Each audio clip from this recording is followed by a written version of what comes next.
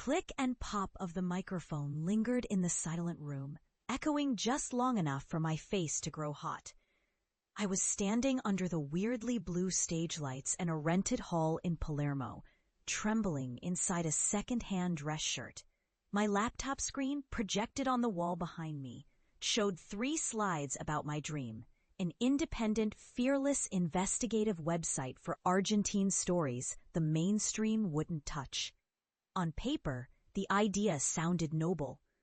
The truth is, I'd made a mess of the pitch. My slides jittered with nerves, my voice cracked at the wrong moments.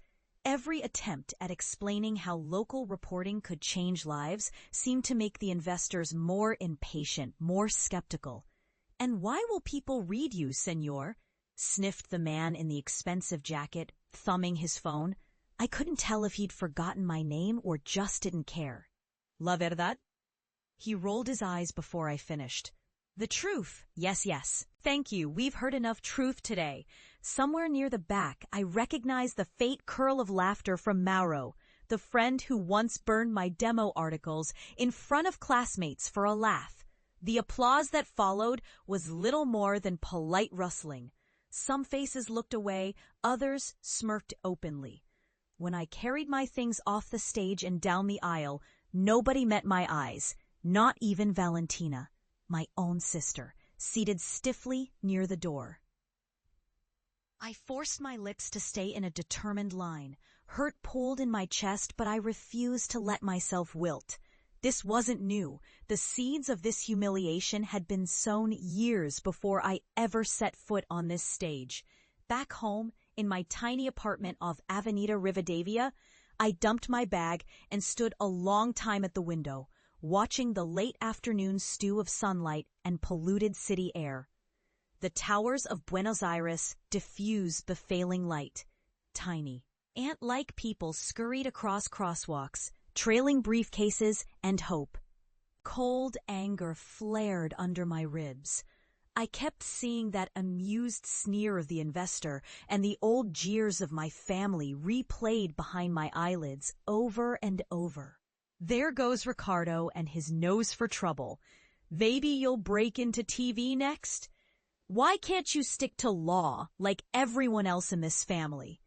Printing pamphlets isn't real journalism.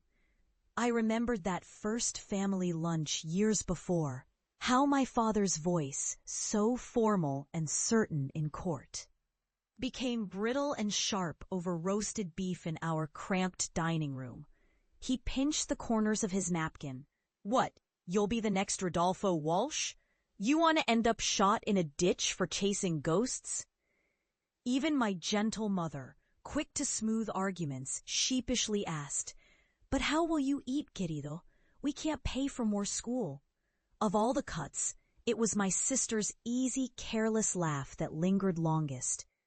"He'll probably be famous for getting sued by a mayor." She cackled and everyone else joined, because dreams seemed funnier when you said them out loud. But I wasn't laughing. I never did. Each jeer became a brick. I carried them everywhere, on my back, in my lungs, until it seemed I couldn't inhale properly. After the pitch flop, I spent hours re-watching the video I'd recorded.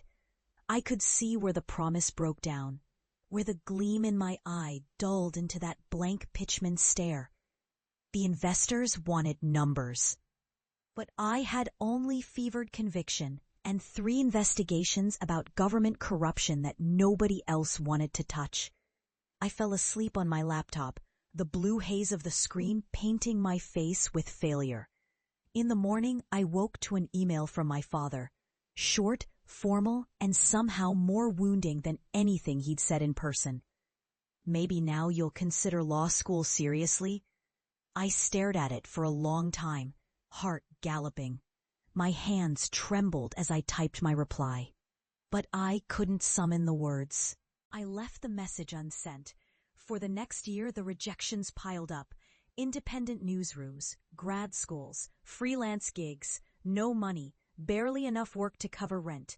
I wrote anyway, chasing stories no one else paid attention to. Filthy contracts for city garbage collection, nurse strikes in Chacarita, a local counselor's ties to illegal evictions. I chased tips until my feet blistered and my bank account ticked closer to nothing. And still, the jeers followed me. I'd call home or meet family in the park, and the old mockery resurfaced each time. My mother measuring her words. When will you find a real job? My father, flicking through La Nacion as I poured coffee. The only thing freelance gets you is tired. Even Valentina, who once played at reporting with me as children, smirked as she said, "Any scoops, Rico? Did a pigeon steal someone's lunch?" But there were glimmers, tiny cracks letting light through. A tip about a city-run youth center shuttered under suspicious circumstances landed on my desk, and I spent 3 weeks digging, following records through dim city archives and rancid-smelling fax folders. Turns out, the entire board had funneled funds to a fake shell company, pocketing millions. No major news outlet wanted the story. I published it myself on a clunky WordPress blog. The next morning, my post was everywhere. Whispers in government offices. Angry city councilors rushing out denials. The mayor's brisk condemnation of blogger rumors. My traffic exploded.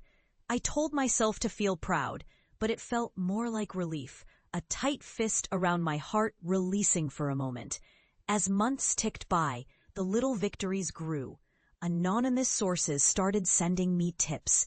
Angry emails fired into my inbox late at night. The work was addictive.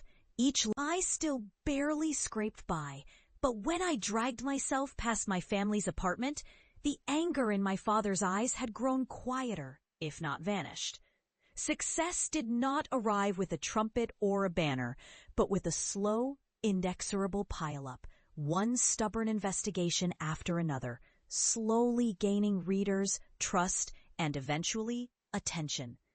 I learned to edit video, to shoot interviews, to chase people outside courthouses in the muggy heat of January.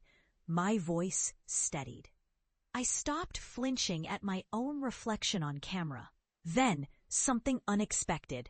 An email from a French news agency asking to syndicate my articles. They'd seen my blog's reporting on the bulldozed slums of Via 31. Suddenly, I wasn't hustling for scraps. I was getting offers, commissions, funds to grow. I hired 2 interns, kids as hungry and reckless as I'd been, and upgraded to a battered old office in San Telmo, with a window that framed the city cranes and the slow-moving river. The recognition trickled at first, a mention in Perfil, a brief spot on national radio. Then the flood. A whistleblower approached me about massive tax fraud involving city contractors. Real, explosive stuff.